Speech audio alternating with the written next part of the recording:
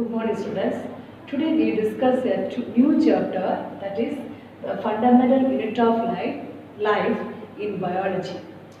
Here, question is, these are the matters. These matters are made up of many smaller units and joined to form big unit, that is duster.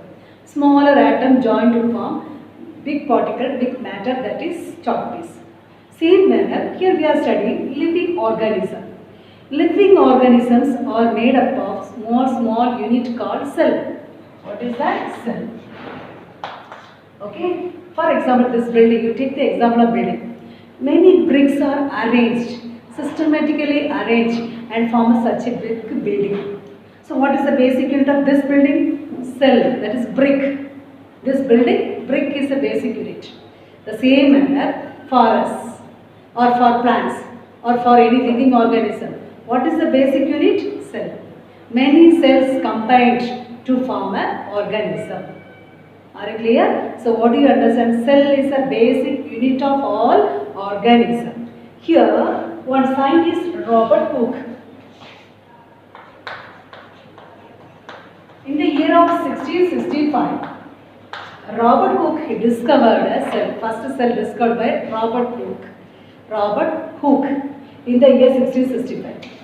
What he did, he has taken the bark of the tree. This is bark. Outer portion is called bark.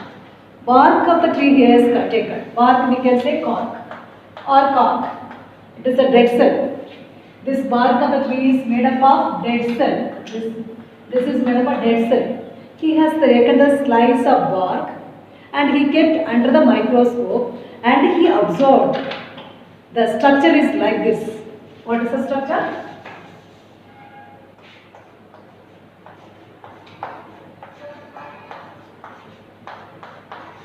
It looks like a honeycomb.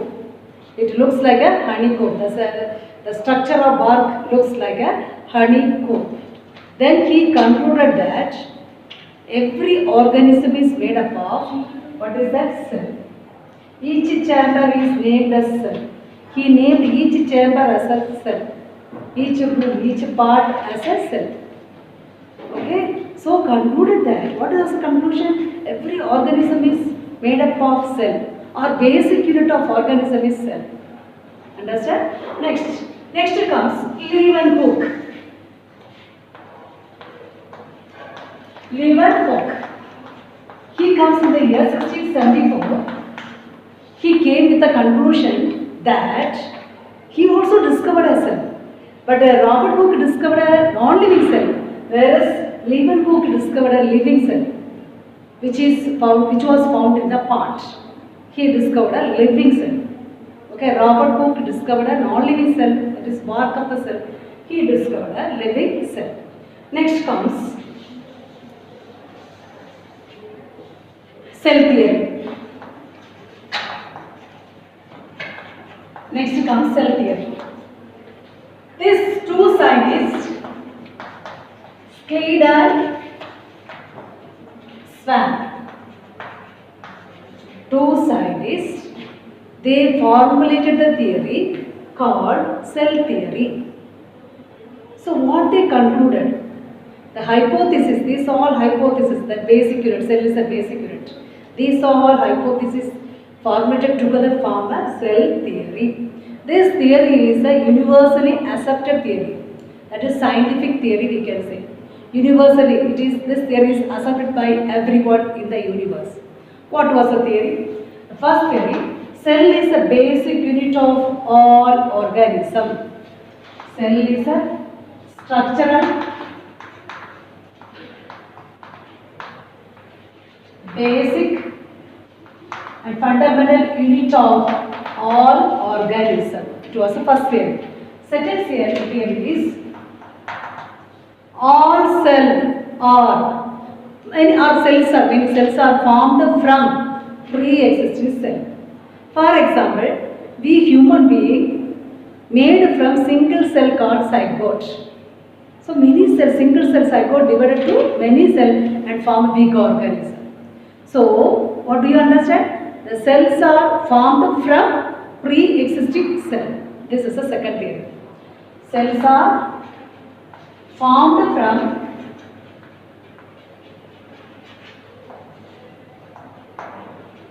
pre-existing cells. Okay, cell, pre-existing cells. These are the theory. Whatever theory, cell is a basic unit. Second theory is every cell is formed from pre-existing cell. These are the cell theory. It is scientific theory, or it can be called as a universally accepted theory. Scientific theory, that is cell theory. Who are the two scientists?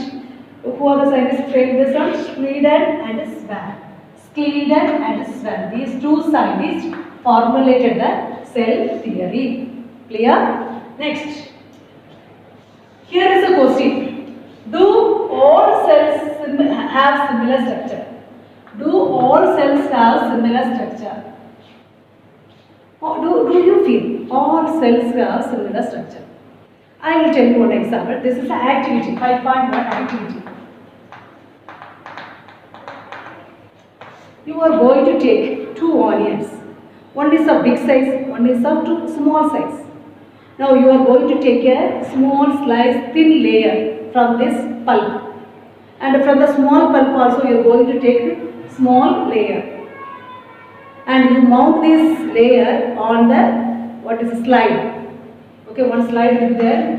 To the slide you have to mount in this. Okay, now you are keeping under the microscope. Look at the cell. Now the question is, both are onion, but the size varies. This is big onion, this is small onion. Now the question is, will both the cells are looking similar or not? What is the answer?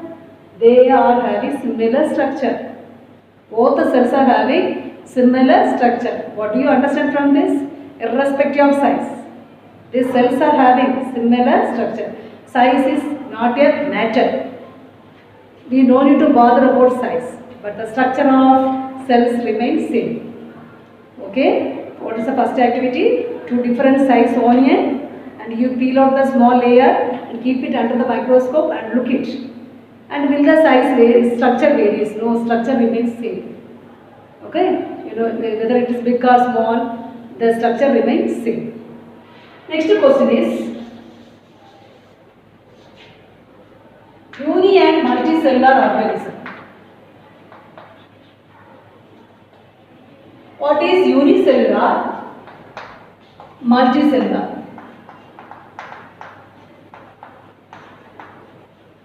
What is unicellular? It has, this organism has only one cell, whereas this organism has many cells.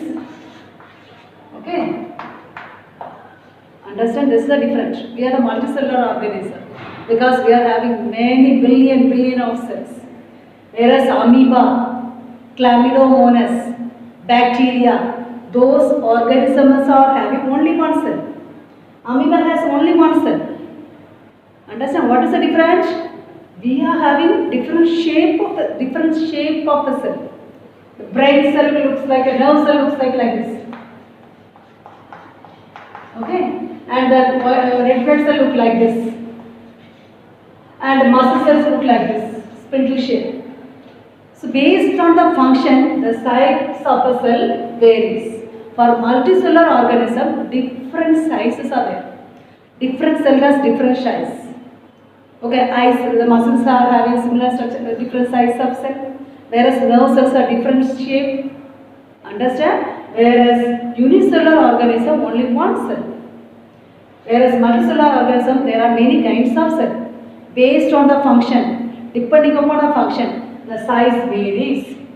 Here all the function, all the properties, all the characters, for example, respiration, elimination, all the properties are carried out by only single cell. Whereas here different cell perform different activity. Different cell perform different activity. For unicellular organism, only one cell perform all the activities. Respiration and digestion, elimination, circulation is all done by only one cell. Here it is different cell perform different function. Okay, thank you.